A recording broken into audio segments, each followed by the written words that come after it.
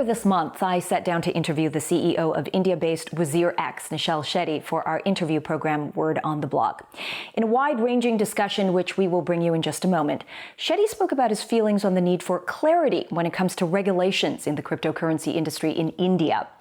Well, a week after our interview, news broke that the company was being investigated by the government over allegedly violating the country's Foreign Exchange Management Act in transactions worth over $380 million. Authorities say the probe is linked to another ongoing investigation into illegal Chinese-backed betting apps over money laundering. Authorities also say that WazirX has been issued what is known as a show cause notice to the company, though on Twitter, WazirX has denied receiving the formal notice. Well, we reached out to WazirX for comment on these allegations, and in a statement provided to Forkast.News, the company says in part, WazirX is in compliance with all applicable laws. We go beyond our legal obligations by following Know Your Customer (KYC) and anti-money laundering (AML) processes, and have always provided information to law enforcement authorities whenever required. The company also says they will fully cooperate with the investigation should they receive a formal communication from financial enforcement authorities. We thought it important to you, our viewers, to get this update before our conversation. So here it is now. Word on the Block. Has the legal status of crypto trading in India finally been clarified, or has uncertainty pushed the industry to self-regulate? And from India to the world, we take a look at the state of institutional interest. Welcome to Word on the Block, the series that takes a deeper dive into blockchain and all the emerging technologies that shape our world at the intersection of business, politics, and economy. It's what we cover right here on Forkast.News. I'm Editor-in-Chief Angie Lau. Well, Indian investors have complained of being denied services from banks due to a 2018 crypto banking ban that has been reversed by the nation's Supreme Court in March of last year. The central bank, the Reserve Bank of India, or RBI, has told banks now to stop referring to this ban, which no longer exists. The RBI then added that their stance on crypto hasn't changed, and they still have major concerns. Well, the lack of regulatory clarity has only added confusion amongst the public, media, crypto, Twitter, and beyond. So now, India's Blockchain and Crypto Assets Council has teamed up with India's Internet and Mobile Association to form a guideline for exchanges, self-regulation, if you will, to take matters into their own hands. WazirX, one of the nation's biggest crypto exchanges, is part of this collaboration. And joining me today is the CEO of WazirX himself, Nischal Shetty. Nischal, welcome to the show. Hey, Angie. Thanks a lot for having me here.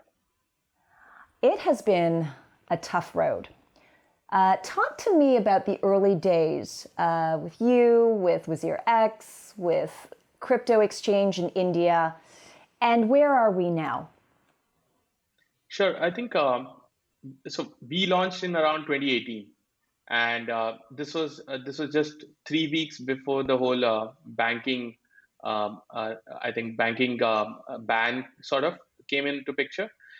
We were really new, and most of the exchanges back then had to either shut down or change their business model or leave the country. So that's where we started 2018. To today, where if you have been following the India ecosystem, we don't have a banking ban anymore, and our government is actively discussing regulations and what's the way forward. So I would say net we've progressed a lot, coming from no banking access for the industry to today having clarity that we can at least access banking. There's no law against it. This does not mean that the path is smooth or everything's all amazing on the ground. But I would say I still see this as progress. It's way better than what it was last year or the year before that. So in a way, I think the ecosystem has been progressing in the forward direction, the positive direction, instead of going downhill. I think that's how you would sum it up. So if you compare this with some of the more progressive nations in terms of crypto laws and regulation, I think we're still behind. But if you look at if we just look within, I think we're doing better. All right, let's dive a little deeper here, because being a pioneer is often risky, but the rewards are huge. You framed it up really, really nicely. I mean, 3 weeks before the ban, You started, you launched, you had this huge vision. The ban came, and essentially it affected a chill on the industry. You kept moving forward. What was your vision? What does it continue to be for India? I think so. For me, when I experience the whole decentralized nature of blockchain and the fact that you someday, the whole ecosystem dreams of having one financial world online, I think that is the moment where I decided that the best thing I could do, at least as an entrepreneur for our nation, is just make crypto accessible to everyone. Nothing beyond that. It's very similar to the internet. One of the best things you could do if you were to go back in time is to onboard as many people on the internet as you can as fast as possible. Because having seen the last 10, 15 years of the progress that every nation has had due to the internet access, I think that's the kind of feeling that I got when I looked into crypto and I looked at the state of crypto in India. And I realized we are way behind when we Yeah. compare ourselves to other geographies around the world. So, how do we expedite this whole involvement or participation of everyone? And that's where the idea of an exchange came in, because I see an exchange as that entry or the doorway to getting access to crypto. You go from your fiat world to your first crypto buying experience using an exchange. With that in mind, we launched WazirX. And even now, our mission is the same. How do you make crypto accessible to everyone in India? And we're just working towards it. We're building features. Whenever we build something, we just think, will this give access to more people in India? And that's all we're going towards. I think India is a large nation, and we have about 15 million people in the country today who are into crypto. But there's about 200, 300, 400 million more people who can onboard. And I think the faster we onboard as a nation, the more progressive we can be in this sector. I mean, it's a small percentage. You have 1.4 billion people in India. This is a economy that has fits and starts, especially when you have governments that are trying to figure out what innovation and what economic growth means to India. These two are very tied together: economic growth and policy initiatives. Where does crypto fall in politically? And do you think that the legislators have evolved that conversation, evolved their thinking? I think a bit of a history. If you look at like the last 10, 20 years of India's progress, software and internet has played a large part. So if you look at it from a political point of view, as a leader, if you want to see progress in the nation in a similar manner, where do you go next? Is the next evolution of the internet or software, and that's where crypto comes in. So any leader in the nation who wants to be seen as a progressive thinker, I think crypto falls right in their domain. They do want to support crypto and show the world that we can innovate and we can regulate something innovative. So that's one angle. The other is, I think, the whole unbanked population in India. We have about 200, 300 million unbanked population who are not part of the digital economy. Now, you could build infrastructure around banking, but we've seen so many years that banking infrastructure just can't reach every nook and corner of the country. What can actually reach every nook and corner is the internet, and after the internet, it can be crypto. So the moment we have some sort of digital regulations around the whole digital asset ecosystem, we'll see these 200 to 300 million unbanked population onboarding to the Digital India initiative. So that's the other thing. I think the third is the fact that because this is a decentralized technology and people around the world can participate, if India does not participate, we know very well that other countries are definitely going to. They're not going to stop for India to come up with regulation. So there's this competition that India is already into, whether it wants to be or not. And I think that is again driving regulations. Now, in terms of the understanding of our leaders, I think it has evolved. We've gone from a point where I think everyone thought that unanimously every crypto was a currency and it was here to replace fiat, to today understanding that there are more aspects of assets and utilities. And in fact, these are more of the larger use cases of crypto. So I think that evolution I'm beginning to see amongst our leaders. And quite a few have, in fact, come to discuss with the industry. So we've had quite a few closed door discussions where their intention is, so they don't come with the I know it all attitude. They come with, I want to know what is this sector, what is this innovation that you guys are building. So I think that's a very positive move. Accepting that this is something new and having to interact with the industry. I think that's where the Yeah. whole positive direction is. What surprises them most when you have kind of like the closed door briefings? What is the most common question that they ask, number one, and what surprises them most? I think the most surprising is the openness, because when you look at the whole media news and the whole perception, it seems like the government is so against it, or they're not even interested, or they're causing trouble. But when you talk to some of the key leaders, you realize that they do want to understand, they do want to participate. Their fear is nothing bad should happen, especially because we are dealing with finance out here, and that's people's money. I think the fear comes from there more than anything else. The fear is, how do you protect the end users, in the people of the nation, from any bad actors and bad activities. I think that and the few of the questions usually are, one is, I think, getting a basic understanding of what crypto is and how do we as an industry see it. The second is, I think they're well aware. What was the other surprising was they are well aware of what is happening globally in this sector, and I think that is very important. Uh, they very well know how other countries are treating it. In fact, I think one of the reason why you keep hearing of a ban, but no country has banned it, is because you see that no nation around the world is going in that direction right now, and that's why even India does not want to get into that direction. So I think these are some of the interesting things that come up when you discuss. One of the things that we monitor here, from our vantage point in Asia, is clearly the Asia impact and the Asia influence in blockchain adoption.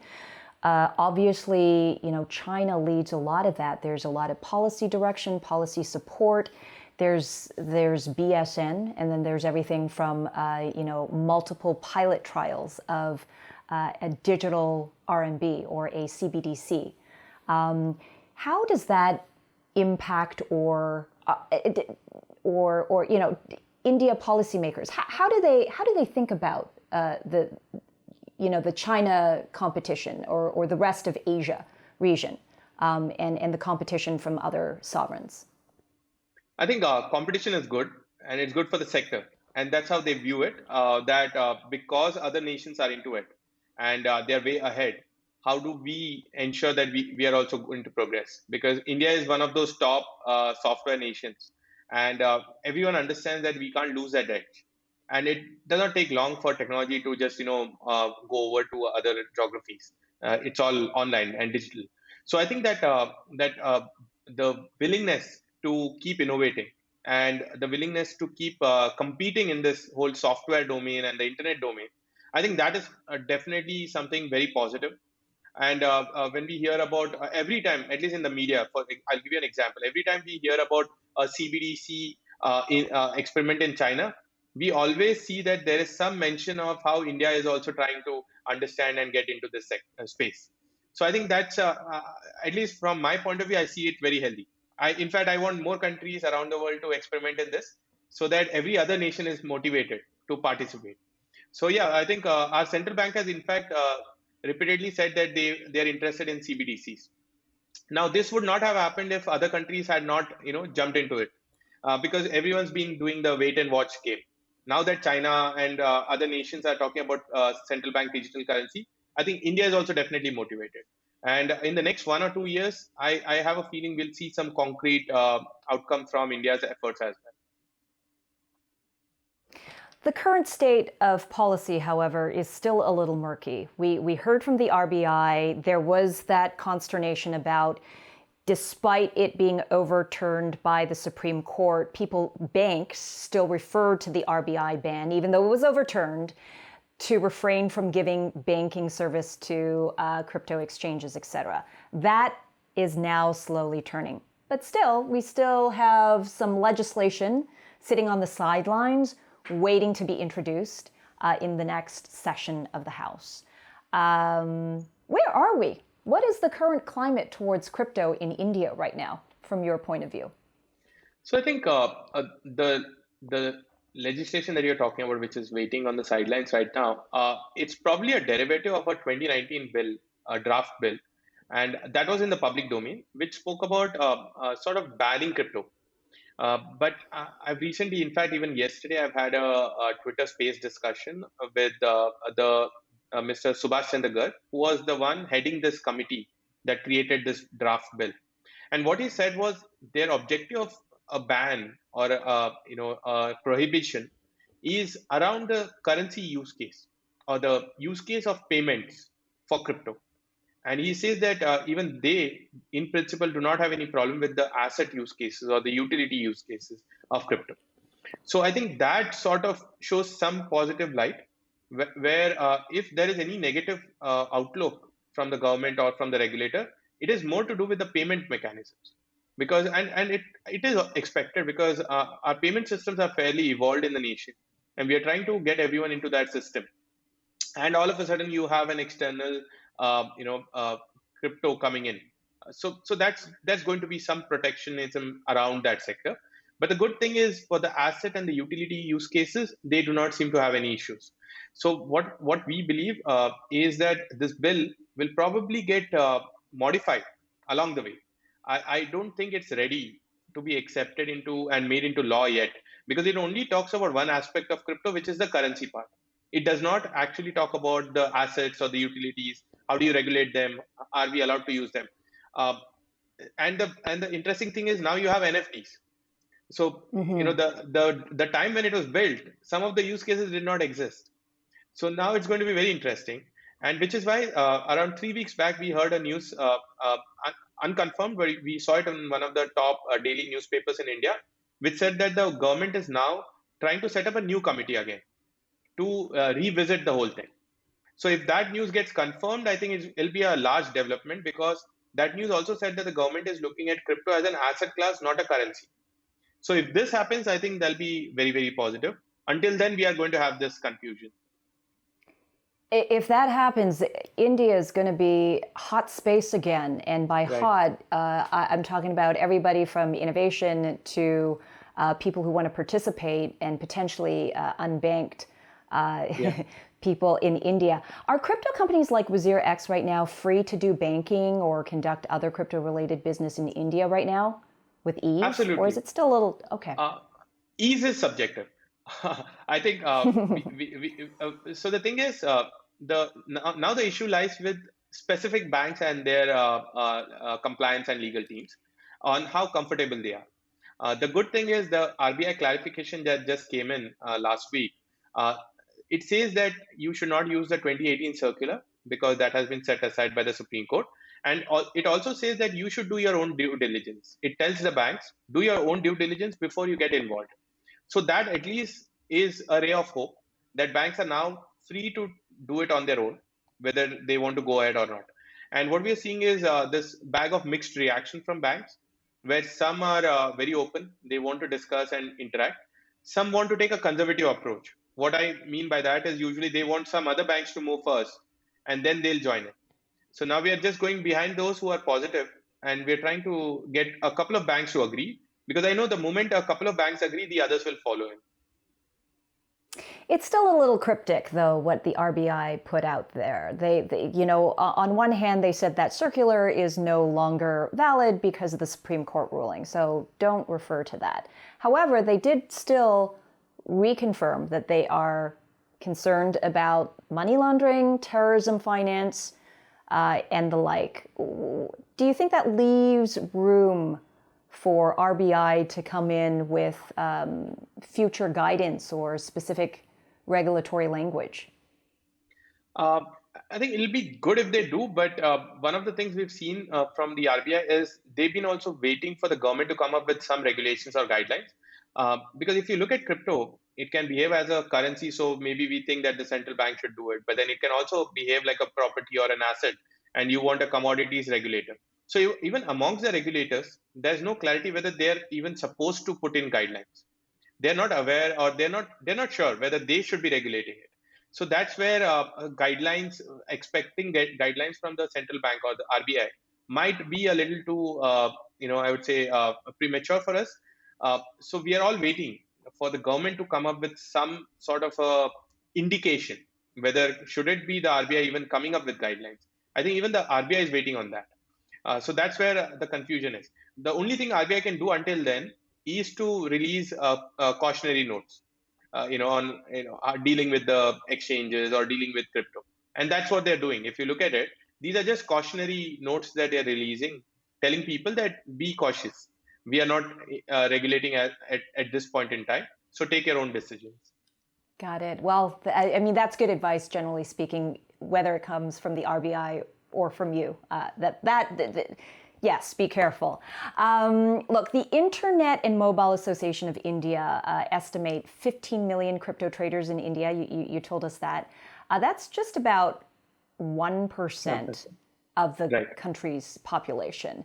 It doesn't sound like much, but why is this so interesting for the industry in India? What's the broader impact that India could have in the entire crypto industry if that number ticks up?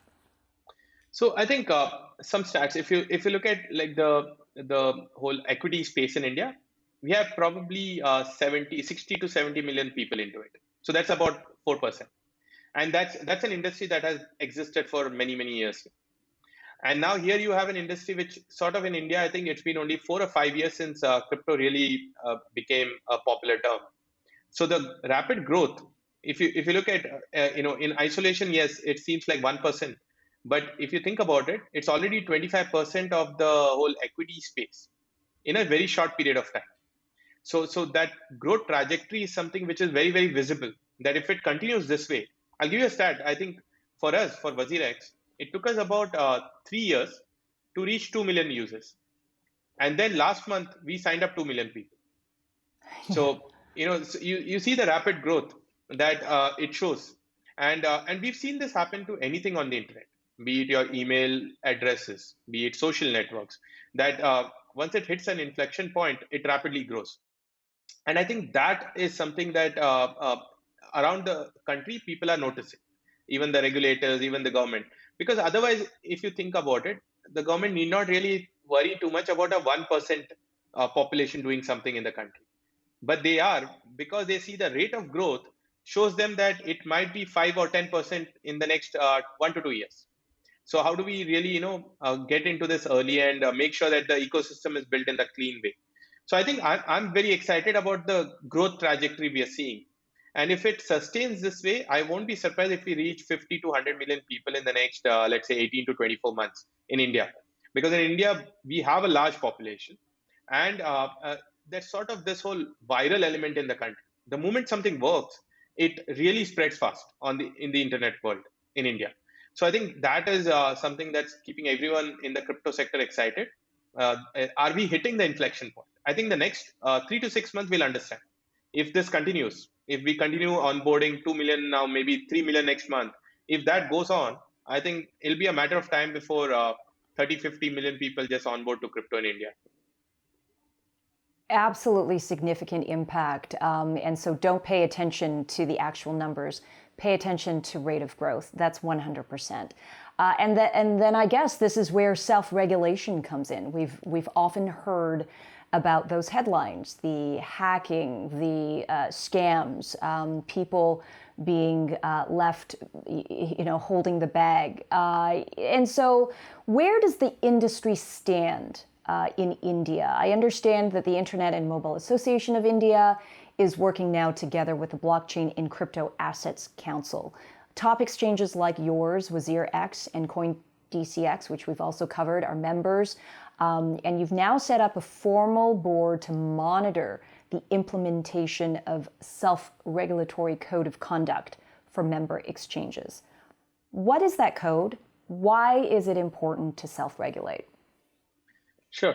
So I think in one end of the spectrum, we've been going after regulations. We've been pushing for regulations. We've been asking our government to, come up with guidelines.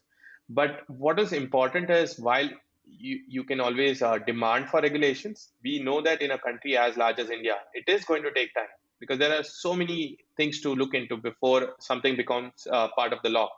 And the idea as an industry was, should we really just wait till the law comes in and just have anyone do it according to their own wishes, or can we sort of try to build a template or sort of show the government that even on our own, we're still responsible and it's not the wild, wild west out here. So I think with that objective, we decided we should all come together, exchanges in the country, and adhere to some set of guidelines, which we will all follow. This has a few major advantages. One is you end up creating a informal template that the government can look into when they eventually want to regulate. Because let's face it, there are no, it's not a templatized regulatory environment in crypto today. Everyone's trying to figure out. So this was first aspect. The second was how do we ensure that when the regulators finally come in, if the ecosystem is bad, they will be spending majority of their time just putting out the fires. They'll be focusing on how do you remove or boot out the bad actors. But if we self-regulate and we keep the industry clean, they'll focus on how do we enhance this regulatory aspect, how do we enhance the industry. So we wanted to do that. And the third is customer protection, most important, because no matter how large an industry you build, if people lose money or if people are affected negatively, you you can never expect it to get regulated. So I think these three were the major reasons why we got into it. Now, what are the guidelines? So we've taken a very simple approach to begin with. The idea was let's not innovate here. Let's just replicate what exists in the traditional financial world.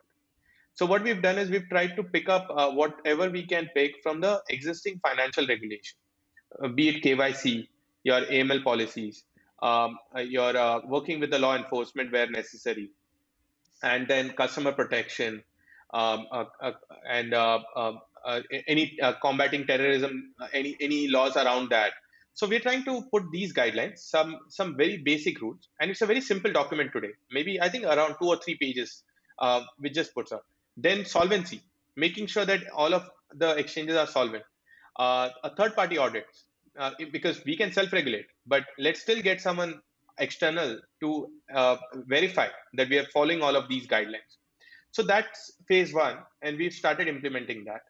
Phase two will be once we learn this, we will then bring in new guidelines that might be very specific to our industry. But that only will happen once you start with existing guidelines. So that's two parts. Phase one is existing guideline we've applied. Phase two will be new guidelines, which will be very specific to this industry. But that's going to take some time, I think. Yeah. Look, guidelines are great. Enforcement is the key. You ready to kick somebody out and remove any kind of approval or stamp or whatever it is that allows you to police yourself. Yeah, absolutely. And I think it's very important um, because one bad actor is enough to destroy an entire industry. You don't need too many wrongs happening. You just need one. So as an industry, we've held ourselves to the highest of guidelines, and we also want to make sure that we only bring in the right exchanges and crypto businesses who want to adhere themselves to this and hold ourselves to the highest of standards in the sector. So we are always careful about who we let in and how we go about doing this. And in fact, this is one of the feedback we've gotten from some of the important key members in different parts of the government, which is if you're going to make a self-regulatory body, make sure that you have only the best and those who adhere to all of these. So we are definitely following that. It's so interesting how this is evolving in India. Look, the industry is also expanding to areas such as DeFi. And it's not just local regulators, it's local regulators around the world really struggling to catch up, everyone from the United States to Thailand to India and so on and so forth. How important do you think regulators need to, how important do you think that regulators in DeFi space will help define its future? I mean, we're hearing it's been critical in regards to adoption elsewhere, but what about DeFi? I think it's probably a matter of timing. When do you time this? And I think right now the world is still in the whole centralized ecosystem regulation. And before you don't complete that, I think jumping onto the DeFi regulatory space would be really hard. You need to take it as a step. So the first step is how do you regulate centralized uh, crypto businesses first, and then maybe the countries can go into decentralized and bring in regulation there. So I just think it's very premature to think about regulating the DeFi space because it's very new. Two, if you regulate before innovation completes or that innovation cycle is built up, you risk sort of stopping the innovation or blocking innovation. And the thing with DeFi is it does not depend on any geography at all. So any nation that prematurely regulates DeFi is actually going to just see a brain drain of entrepreneurs leaving that nation and going to some other nation and doing it. So I think the first would be regulate the centralized because there your fiat involvement is there. So I can't just leave a nation and go if I don't like the regulation of that country today, at least in the CFI space. But in DeFi, I think countries will have to be really sensitive whether they want the entrepreneurs to stay in that nation and whether they want innovation in that sector. So I would say maybe 3 to 5 years from now, DeFi might be ripe for regulation, but right now it's way too early, I believe. All right, finally, I want to ask you about just, Bitcoin, Ethereum, the whole altcoin space, the cryptocurrency space from exchange point of view. The latest round of volatility has hurt a lot of people, and I wonder if that has also hurt adoption, both from institutional investors and also retail investors. Is it slowing down interest? I think the interest is still there, but this sort of what's happening in the whole last 4 weeks, 6 weeks. I think it's been a healthy stop, I would say, to the crazy 6 months we've experienced, 6 to 8 months we've been experiencing in crypto. I think this was a much needed pit stop for the entire sector to just look into what direction we're going. And I think this might last for a few more weeks or months. This will bring in more, I would say, clarity and sanity, because we were definitely seeing the markets being overheated, and random ideas were getting random valuations overnight. So there was sort of a fear: is this 2017 repeating all over again? And I think what has happened this time is the brakes have been applied way faster before it's too late. And I think that's a very good, healthy move. If you look at the prices also, still not bad compared to 2020. You still, most of the people who've been in crypto for, let's say, a year are still in profit. And I think that's a good sign. Compared to in 2017, what happened in 2018 was a lot of the wealth was eroded. So this time, I think Yeah. it's bringing in sanity, and I think it was a much needed break for the entire sector Yeah. to just think through on what's the direction and what sort of projects do you want to get involved in. I think I'm excited about how now this takes on to the next step once that whole everyone realizes, okay, this is the direction we're going. These are the fundamentals of the various projects that we should be involved in, and then I think that thing will start again. Yeah, to your point, I mean, that's a great point. In 2017, a lot of projects died because liquidity dried up and sentiment also dried up. This time, we see a lot of projects actually still thriving. Polygon is an India-based team that's leading the Ethereum Layer 2 race. This is a great example of how projects and market activities in crypto prices actually plays in the overall growth of decentralization of financial industries. That's just an interesting aspect of what we're seeing coming out of India. Yeah, I think Polygon has done really well. And what has happened from Polygon's success is it's motivating a lot more entrepreneurs to now get into the whole blockchain and decentralized direction. Because now they're seeing there's a team which has made it really, made an amazing product out there, which is global in nature. And it's been well received by the global crypto community. Can we also now attempt to build global crypto projects? So I think that's a very good, I would say, outcome of Polygon coming up as one of those top projects globally. Because before that, we've not really heard of any large Indian global crypto project coming up.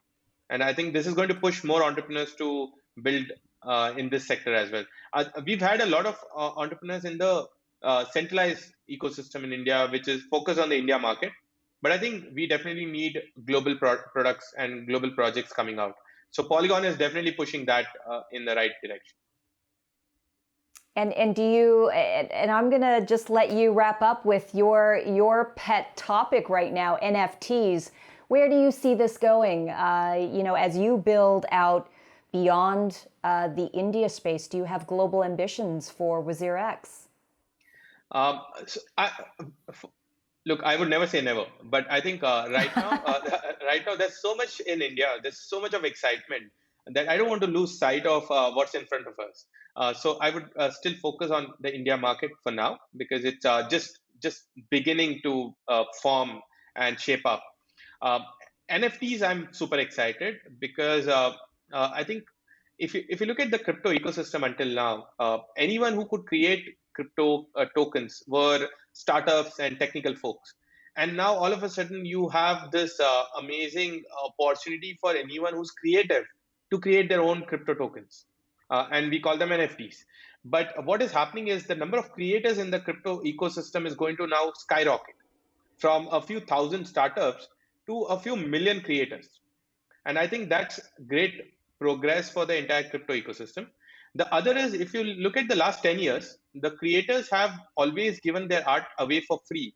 And they've somehow tried to monetize using ads and sponsored posts, which they don't like. They hate it. You won't find one creator saying, "Oh, I love putting ads." But now they can monetize their creativity and hard work by just selling it. And it's amazing for their collectors and their followers because they can support an artist by just buying art. I don't have because a like and a comment, I know it does not really give them the fuel for building more into what they're doing. But when I buy their art, that's going to motivate them to create more quality content. So I'm super excited about this whole sector. It's like we are onboarding a new set or segment of people onto crypto. We never thought that creative people would come onto crypto. It was all about finance and investments, and now all of a sudden you have a creative section coming on. I think that is amazing.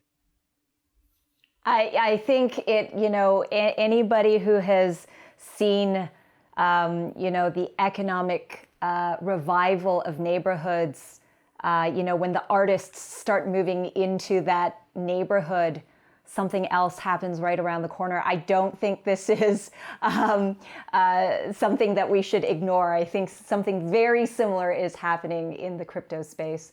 Nischal, it was a pleasure talking with you. Not only did we get insights on the evolution of blockchain and crypto innovation in India, we heard about how the industry is also evolving by self-regulating and how you hope to really transform India into a global player. Nischal, it was a pleasure welcoming you to the show, and thanks for joining us on Word on the Block. Thanks, Angie, for having me on the show. It was a pleasure to be here. Absolutely. And thank you, everyone, for watching this latest episode. I'm Angie Lau, Editor-in-Chief of Forkast.News. Until next time.